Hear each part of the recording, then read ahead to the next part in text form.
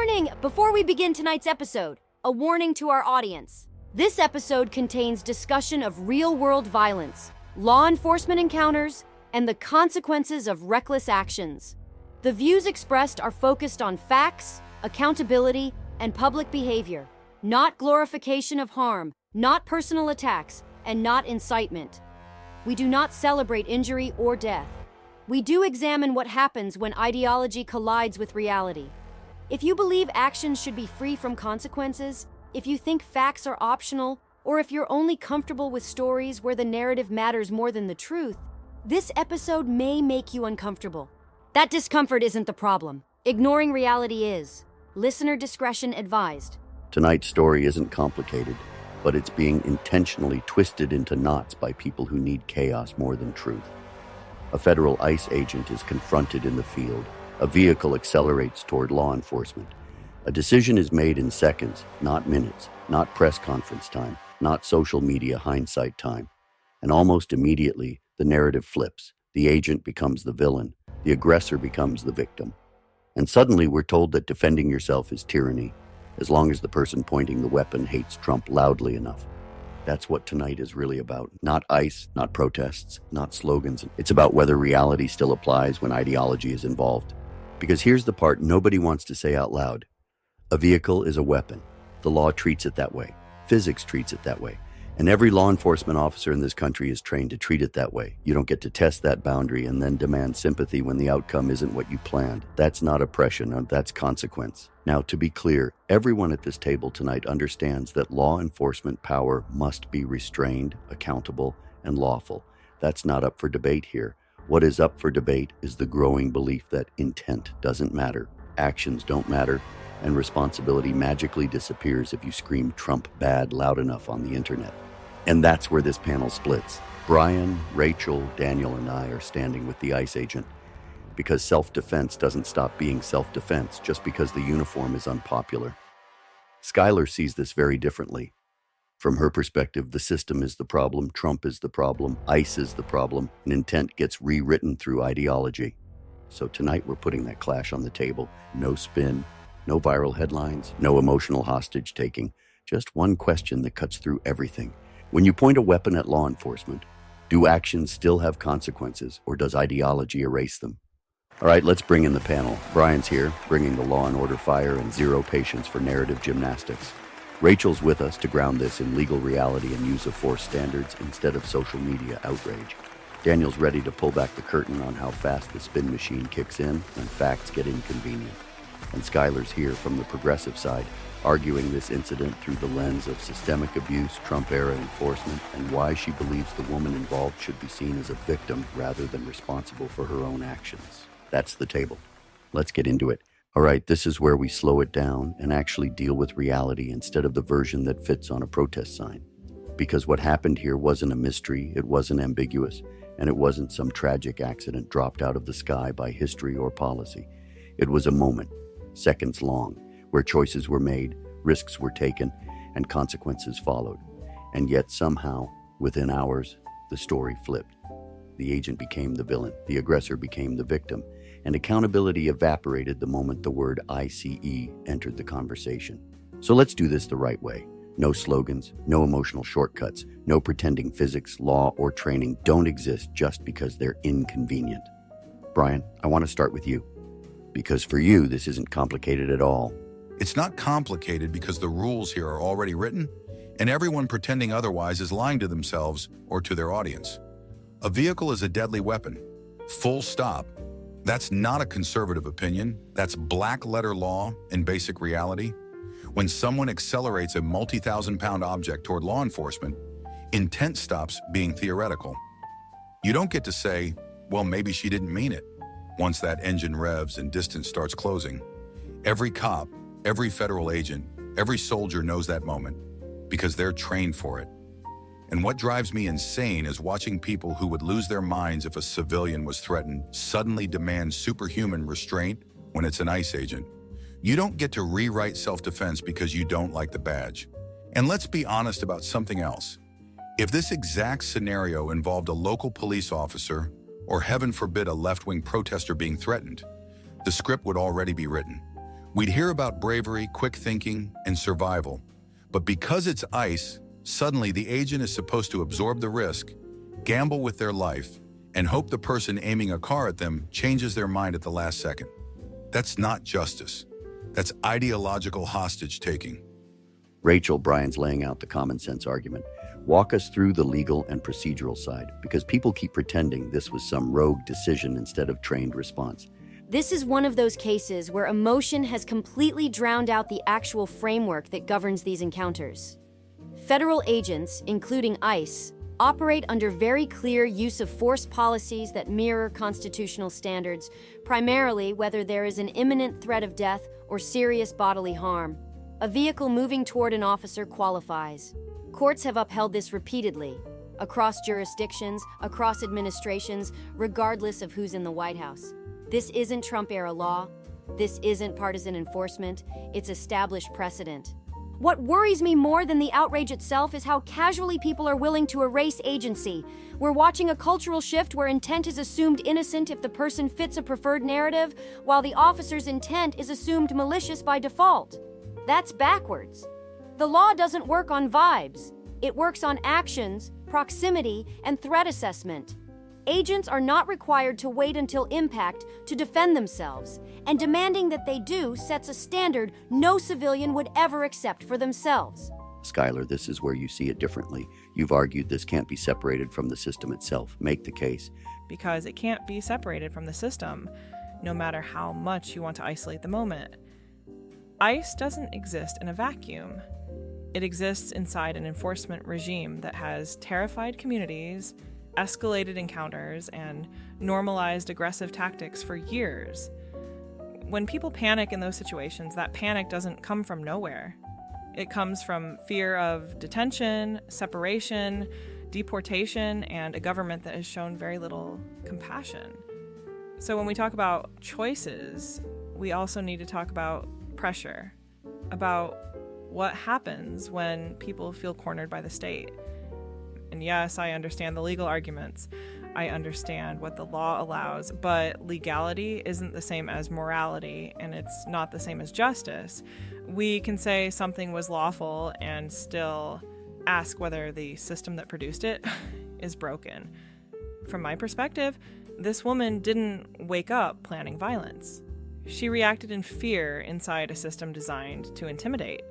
That matters, even if it makes people uncomfortable. Daniel, pull us back a level. What do you see happening around this story? What I see is a machine that's gotten very good at laundering responsibility out of the story. Notice how fast the timeline gets fuzzy. Notice how language softens. Incident, altercation, chaos, anything except attempted vehicular assault. And that's not accidental. That's narrative management. Because once you admit what the act actually was, the rest of the argument collapses. And here's the bigger issue. This isn't about one woman or one agent anymore.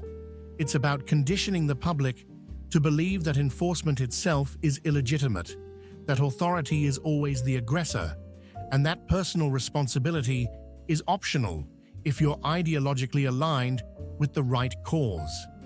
That's dangerous. Because when you strip consequences away, you don't get justice, you get escalation. And the people cheering that escalation won't be anywhere near the fallout when it finally hits. And that's where I land too. You can debate policy all day. You can argue borders, enforcement, reform. All of that belongs in a civil society. But none of that gives you a free pass in the moment. None of it suspends physics, law, or consequence.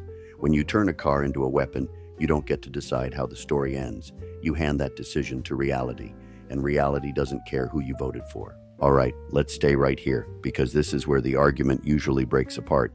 Skylar's saying you can't isolate the moment from the system, that fear changes responsibility, and that legality doesn't equal justice. Because what I'm hearing over and over is this attempt to sanitize a system that has earned fear through decades of overreach. You keep saying vehicle equals weapon, like that's the beginning and end of the story, but it's not. The story starts long before that moment. Like it starts with communities being targeted, families being torn apart, people being detained over paperwork issues, and enforcement that feels intentionally intimidating. When you create that environment, you increase panic responses, and then you punish those responses with lethal force. And I want to challenge something else too. The idea that law enforcement narratives deserve automatic credibility is part of the problem. History shows us that official reports aren't always truthful, that initial accounts change, and that power protects itself. So when people immediately side with the agent, it feels like the public is being told, once again, to trust authority blindly while dismissing lived experience. From my perspective, that's not accountability. That's obedience dressed up as order. Brian, go ahead. This is exactly where the argument falls apart, because it turns explanation into excuse. And that's dangerous. You can talk about systems, history, and fear all you want, but none of that gives someone the right to endanger another human being's life. Period. We don't let fear excuse armed robbery. We don't let fear excuse assault. And we sure as hell don't let fear excuse trying to run someone over. Responsibility doesn't disappear because the government scares you. And this idea that agents should somehow absorb that risk because of historical grievances is insane. You're asking individual officers to act as sacrificial stand-ins for every policy disagreement in the country. That's not justice. That's moral cowardice. If the system needs reform, you reform it through law, elections, courts, and policy. You don't deputize chaos and then act shocked when chaos gets met with force. What really bothers me is how selective this compassion is. The moment a badge becomes unpopular, the agent's humanity disappears. Suddenly, they're not a person with a family, training, and a right to go home alive. They're a symbol you're allowed to threaten. That's not progressive. That's reckless. Rachel Schuyler's arguing that legality isn't enough, that morality demands more restraint. How does that square with real-world enforcement? It doesn't square at all, and that's the uncomfortable truth people don't want to face. Morality without structure collapses into subjectivity. The law exists precisely because we can't rely on emotional interpretation in moments of danger. Expecting officers to pause and weigh historical injustice in a split second while a vehicle is advancing toward them is not moral. It's unrealistic and unsafe. And I want to address the trust authority point. Accountability doesn't mean assuming guilt, but it also doesn't mean assuming innocence for one side and malice for the other. Investigations exist for a reason. Body cameras exist for a reason. Policy reviews exist for a reason. But none of that changes the immediate threat assessment in the moment. You can support oversight and acknowledge that the agent's response was justified. Those positions are not mutually exclusive. Pretending they are is how we end up with zero workable standards. Daniel, zoom us out again. What happens when this framing becomes the default? You get a society where consequences are negotiable, and that's a powder keg. When you teach people that intent is always innocent if they oppose the right enemy, you encourage escalation. You normalize the idea that confrontation is virtuous and that authority is illegitimate by default. That doesn't empower people, it puts them in danger. And here's the quiet part. Nobody wants to say. Narratives like this don't protect vulnerable communities. They get them hurt. When activists convince people that enforcement won't respond, or shouldn't respond, or will hesitate out of fear of backlash, they're selling a lie. Reality doesn't bend for ideology. When that lie meets real-world physics, the outcome is tragic, and then the same activists vanish, leaving the consequences behind. And that's the line I don't think we can cross as a society. You can hate ICE, you can oppose Trump, you can argue for open borders, closed borders, or something in between. All of that is fair game in a democracy. What isn't fair game is pretending that individual actions don't matter in the moment, or that accountability is optional if your cause is loud enough. This wasn't about politics, it was about a choice made under pressure and a response dictated by reality, and no amount of narrative editing changes that. All right, before we move on, quick pause. Because keeping this show independent, unfiltered, and unapologetically honest doesn't happen by accident. It happens because you support Data and Dissonance directly. No corporate leash, no editorial babysitters. Just us, the mic, and the truth. Right now, the merch store is loaded with everything that lets you rep the mindset, not just the logo. Hoodies, hats, mugs, stickers, and gear built for people who are tired of being gaslit by headlines and told consequences don't exist. If you're drinking coffee while listening, make it official.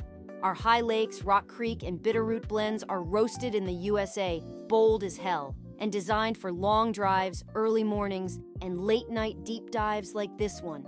Every purchase helps keep the lights on, the mics hot, and this show free to say the things most platforms would rather we didn't.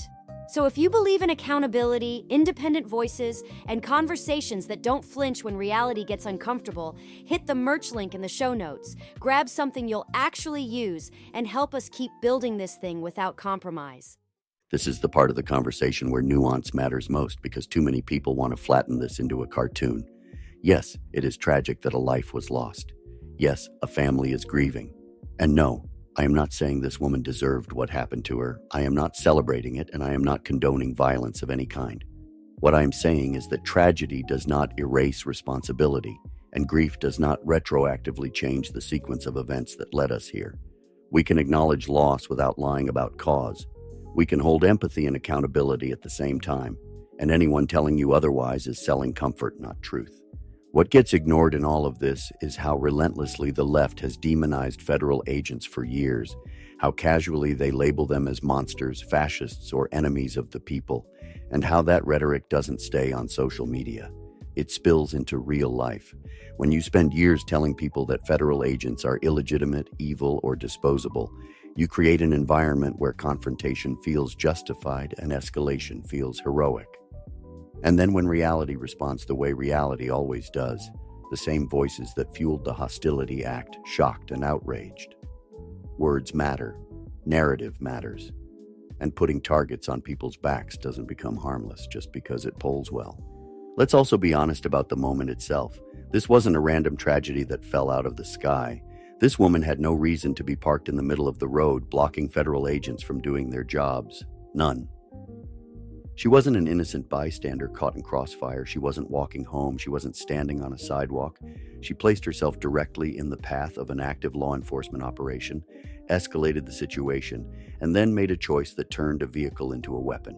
That matters. Not emotionally, not politically, practically. Law enforcement does not get the luxury of hindsight. They get seconds, and those seconds decide who goes home. And this is where the left's rhetoric becomes genuinely dangerous. You don't get to spend years telling people that enforcement is illegitimate, that agents are evil, that resisting them is virtuous, and then suddenly pretend shock when resistance turns deadly. You don't get to erase personal agency the moment the outcome becomes uncomfortable. Actions still have consequences. Physics still applies. And reality does not pause to check your political alignment before it responds. If we actually care about preventing tragedies like this, it starts with telling the truth. Not after the fact, not selectively, but always. Because denial doesn't make the world safer.